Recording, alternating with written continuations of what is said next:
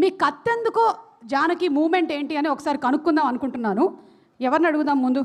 అనితతో మొదలు పెడదాం. అనిత, కత్తెందుకో జానకి మూమెంట్ ఏంటి?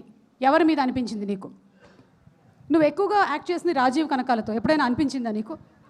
రాజీవ్ మీద ఇప్పుడు అనిపించలేదు. నాకు అనిపించింది కత్తెందుకో జానకి లేటుగా ఇంటికి వచ్చినప్పుడు. యా, అందుకున్నా అంతే. అందుకోలేదు కాబట్టి అలా ఉన్నాడు. బాగున్నాడు కదా, చాలా బాగున్నాడు. గోపాలరావు అంకిల్ బాగున్నాడు కదా. యా, ఫైనల్ గా నీ కత్తి తీసుకునే అవకాశం లేకుండా చేశాడు. చాలు కదా సినిమా. మరి నీ కత్తెందుకో?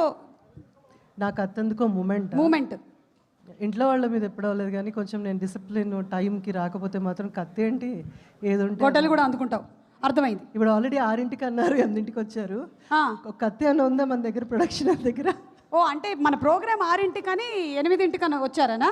500 ప్రీ రిలీజ్ ఈవెంట్లు 5ంటికి వచ్చి కూర్చుంటాను, ఎవరితో చెప్పుకోవాలి? నీ అంత కత్తి స్టామినా నాకు లేదు.